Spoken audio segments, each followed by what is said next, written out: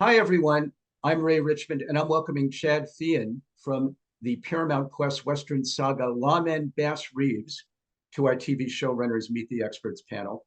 It stars David Oyelowo, easier for me to say, in telling the true story of the first Black deputy U.S. Marshal west of the Mississippi in the 1800s. Chad, I know Bass Reeves comes from the production stable of Taylor Sheridan, but you're credited as creator as well as showrunner. Did Taylor have much day-to-day involvement? Taylor, is responsible first for introducing David and I together. And then during the writing phase, Taylor would occasionally come in with a note or two, that were, always sort of inspirational and eye-opening. He's obviously had enormous success in this space and would steer us in that direction of, avoiding the potholes that we potentially would have fallen into without his guidance. And then during production, he pretty much left us alone. We were using one of his ranches in Texas as our back lot, but we sort of had the autonomy to make the show and our vision. And then he came back in post and was very useful in post as well. So what was it about this character, Chad, and this man's journey that so intrigued you as a storyteller to make you want to dive into his world?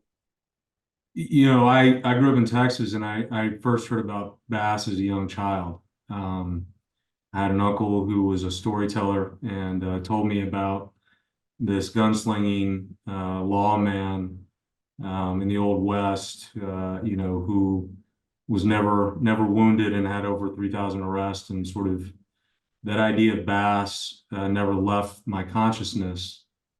And then when I was approached by Taylor and David, and I started doing the research and learning more about his journey, it was honestly the greatest hero's journey I've ever heard.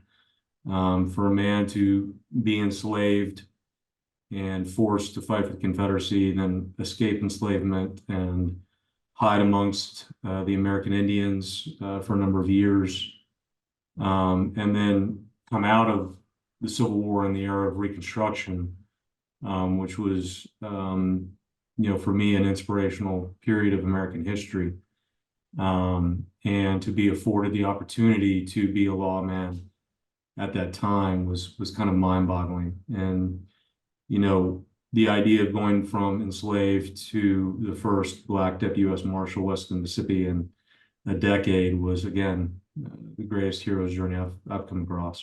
Oh my God, I'm so with you.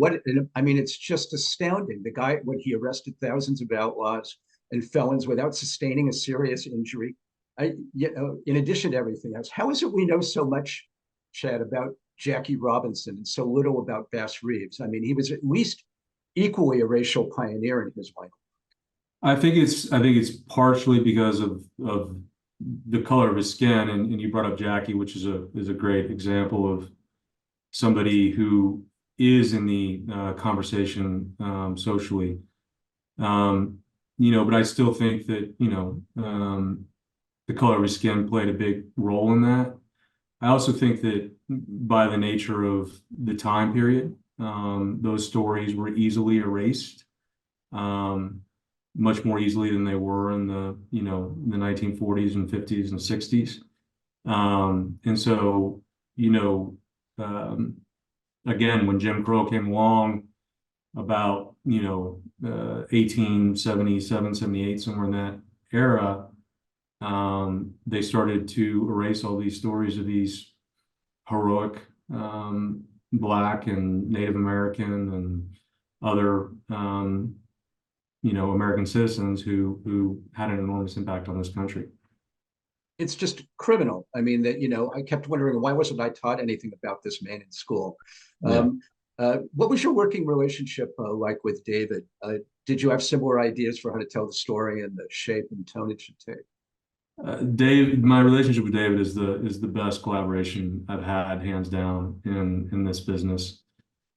He is as talented as he is as an actor. He's even more gifted as a human being. He's incredibly generous, incredibly patient, incredibly kind, and one of the people that I've come across whose work ethic makes me embarrassed of my own, which is hard to do.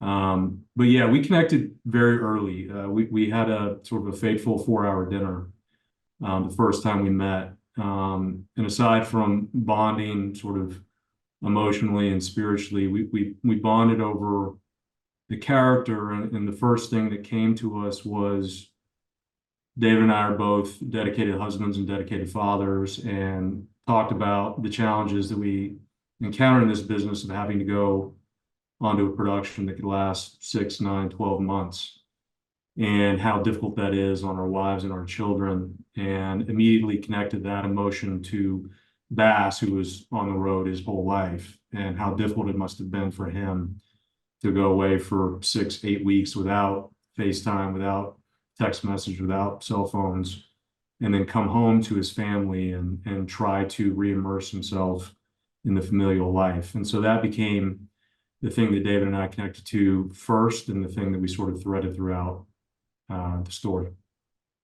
And you put seemingly a huge amount of effort into making sure the history of this and the authenticity was there. Did that take a lot of time to get that down before you leaped in? It took a lot of time. It took a lot of hours, not a lot of weeks, if that makes sense. We were on a very accelerated track. So I was hired in, I think, April, and then we were in production in January. Wow. And wow, that is accelerated. Yeah, and the good one of the many good fortunes that I had on the show was I very quickly found a professor at TCU in Fort Worth, which is where I'm from, who had spent the last decade of his life researching bass and had written 3 historical novels about bass.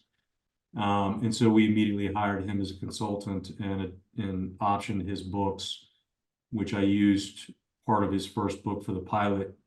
But we had him there with us, meeting with us twice a week, reading every script, fact checking everything we did. And granted, the show does take, liberties, and there are fictional components to the show, but it was incumbent upon us to be as authentic to the time and the reality of the place as we could.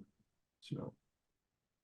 And David truly is superb in this role, as you said. I mean, a wonderful human being, but what an actor. He clearly put everything he had into it. And what a cast, surrounding him with Dennis Quaid, Barry Pepper, Donald Sutherland. You guys weren't fooling around. Yeah, no, I as a writer, you submit scripts to these guys who, with the case of Dennis or Donald or even Barry, I have a vivid memory of the first time I saw him on screen watching Saving Private Ryan when I was in high school. As a writer, you submit the scripts to these actors that you sort of grew up idolizing, and you hope and you pray and you think there's no way that they'll say yes. And we got incredibly fortunate that we got the cast that we did. So. Are we thinking there's a possibility of a second season? Has that all been discussed? Right now, it is a limited. There's always a possibility that it could become an anthology series. We've had those discussions loosely about giving another great historical lawman or lawwoman their due.